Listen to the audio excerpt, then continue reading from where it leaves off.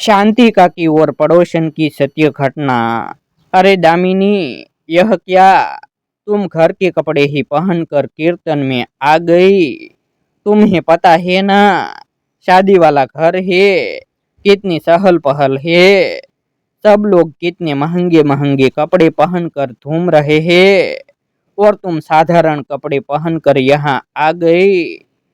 शांति काकी ने सभी के बीच दामिनी को यह सब बोल दिया।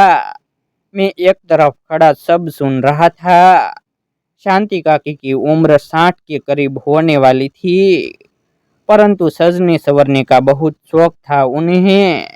एक बेटी की शादी कर चुकी थी और दूसरे बेटी की शादी तय कर दी गई थी, और आज इस शादी के उपलक्ष्य में उन्होंने अपने घर पर कीर्तन रखा था। दामिनी को भी बुलाया गया था। पड़ोस के घरों में ही तो दामिनी भी रहती थी, उसे भी न्योता देना ही था। दामिनी बहुत हल्के फुल्के और साधारण कपड़े पहनती थी और एक साधारण जीवन ही जीती थी, परंतु वही दूसरी तरफ शांति काकी ने तो आसपास के घरों में अपना एक रुतबा बना रखा था। कपड़ों के नाम पर डिजाइनर कपड़े ही पहनती थी। अक्सर वह दामिनी को कहती रहती थी कि कुछ अच्छे कपड़े पहना करो और अपना लिविंग स्टाइल मेंटेन करो। दामिनी को यह सब कहाँ भाता था। उसे तो हमेशा यही लगता था कि मैं लोगों को दिखाने के लिए इतने भारी भरकम कपड़े क्यों पहनूं। क्या सिर्फ महंगे कपड़े पहनने से ही लोग आपको पसंद करते हैं? आपका अच्छा व्यक्तित्व, अच्छी विचारधारा कोई मायना नहीं रखती। बस यही सोचकर दामिनी दिखावे की दुनिया से दूर रहती और अपना साधारण जीवन जीती। शांति काकी तो किटी पार्टी में भी जाती थी, पूरी तरह से शहरी माहौल में ढल गई थी। उनको देखकर कोई कह नहीं सकता था कि इन पर कभी बुढ़ापा आ भी सकता है, परंतु यह तो कुदरत का नियम है, सब पर आना ही होता है। और वैसे भी महंगे और भारी कपड़े पहनने से आप चेहरे पर झलकती उम्र की परछाई को नहीं छिपा सकते। जब भी कोई नई डिजाइन का कपड़ा बाजार में आता तो शांति काकी झट से दर्जी से वैसा ही सिलवाने चली जाती। दोनों बेटों की शादी होने के बाद शांति काकी जो थोड़ा बहुत घर की जिम्मेदारी संभालती थी, उससे भी मुक्त हो गई। बस फिर क्या था, अपने द्वारा बनाए गए सर्कल में बिजी रहती। बजरंगी काका भी उन्हें कुछ नहीं कहते थे। उन्हें लगता था कि शांति काकी का शौक है यह सब करना, तो क्यों टोका टाकी की जाए। एक दिन किटी पार्टी से आते आते शांति काकी को एक ऑटो वाला धक्का देकर चला गया और काकी वहीं सड़क पर गिर गई।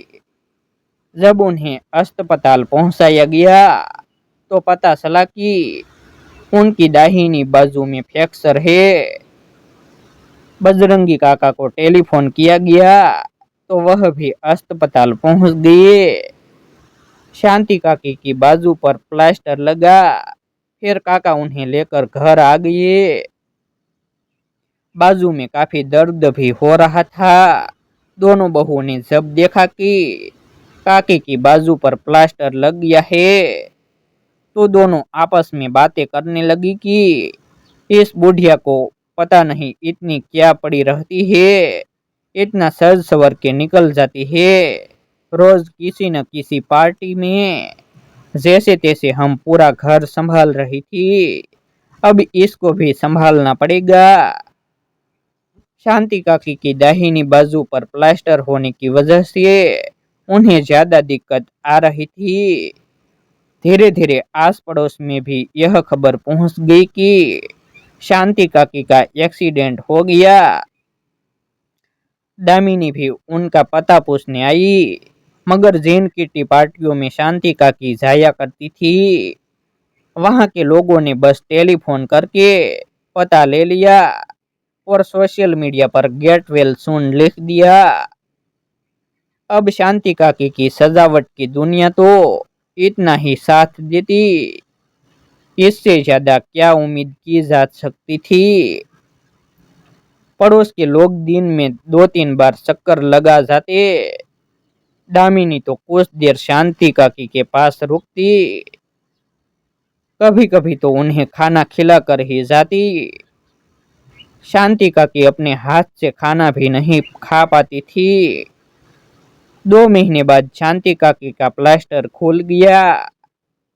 वैसे भी इस उम्र में हड्डियां टूट जाए तो जोड़ने में समय लेती है।